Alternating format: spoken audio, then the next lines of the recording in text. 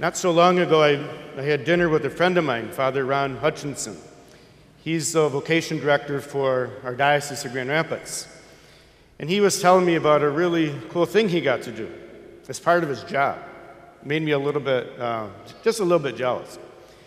He got to take all the seminarians' information to a really fancy place so he could teach them about etiquette. Teaching them, okay, when you go to this fancy place and you have all these plates and bowls and forks and knives and spoons, what to do. With the purpose of when you go out to eat, when you're hosted, especially when you're with the bishop, okay, do not embarrass yourselves. And so he taught them the things to do and not to do. I was saying, can you invite me next time, Father Ron? That'd be really cool. Jesus seems to be making the same point, telling his listeners about the things to do and not to do at a meal, at a banquet. But Jesus is speaking much more than the do's and don'ts of etiquette. He is speaking about the reason that they're together. The meal for the Jewish people is something very sacred, something very special.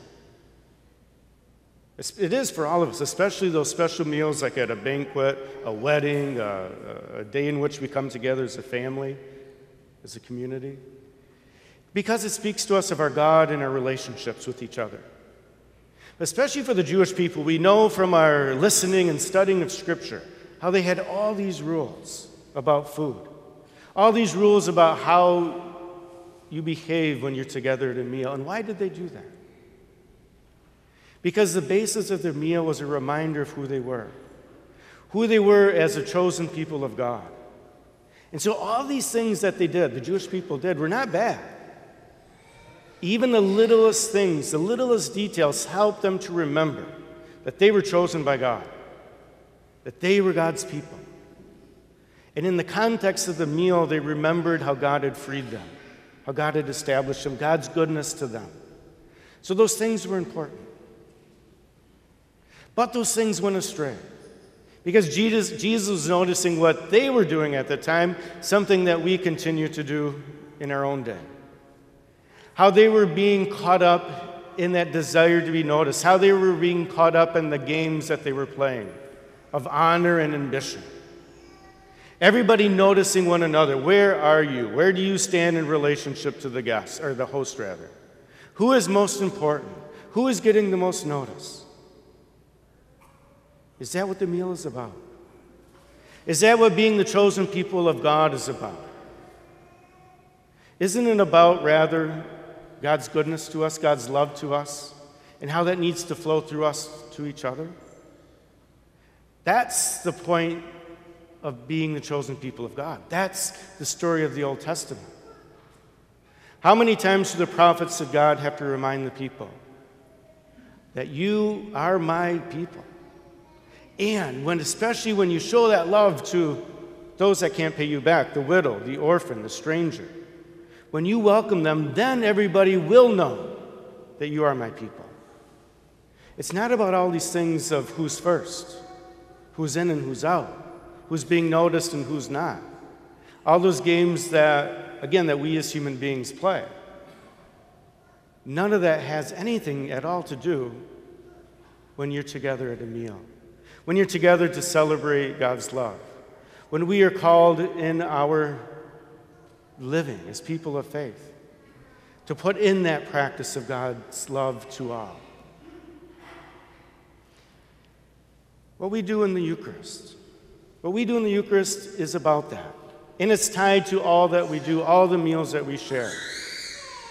This is a meal where we as Christians understand that God has called us into that banquet of his love, into that banquet of his salvation, where he is giving his life for us. What do we need to do with it? What do we need to show that we're worthy? What do we need to do to get rid of all those games that we can so easily play in terms of being so obsessed with honor, with being noticed? The ambition that we have in our everyday lives. Doesn't all that need to go aside when we celebrate the one who gave his life for us? The one who said that has nothing to do at all in the reign of God? Because the other aspect of the meal for the Jewish people and this holy meal that we're called to is that God has invited all of us. Those that are healthy, those that are sick, those that are saints, those that are sinners. All of us are called to this meal, and we don't earn it.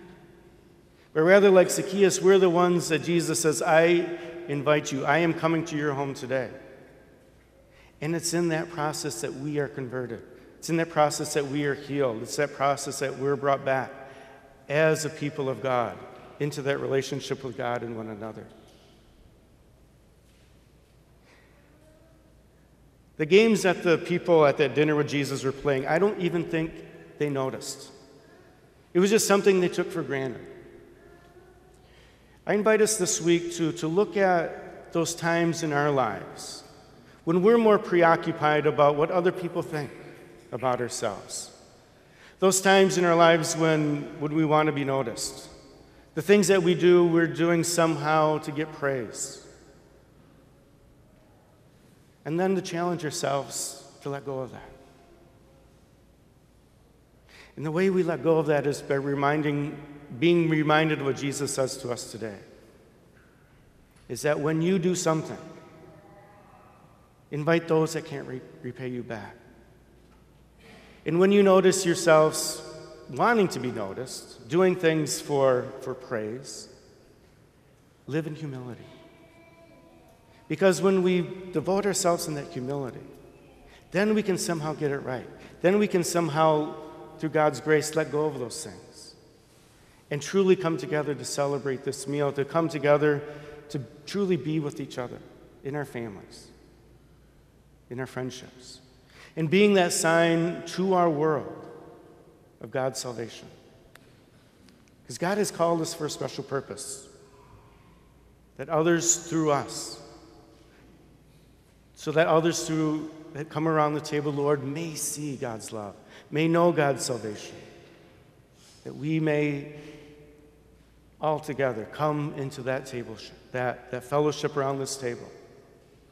And so this coming week, let us be reminded of those things that are sometimes difficult to see in our lives, the ways in which we can close off that love of God to others, the ways in which we get caught up in those games of being noticed, our obsession at times with honor, and rather live and serve in humility.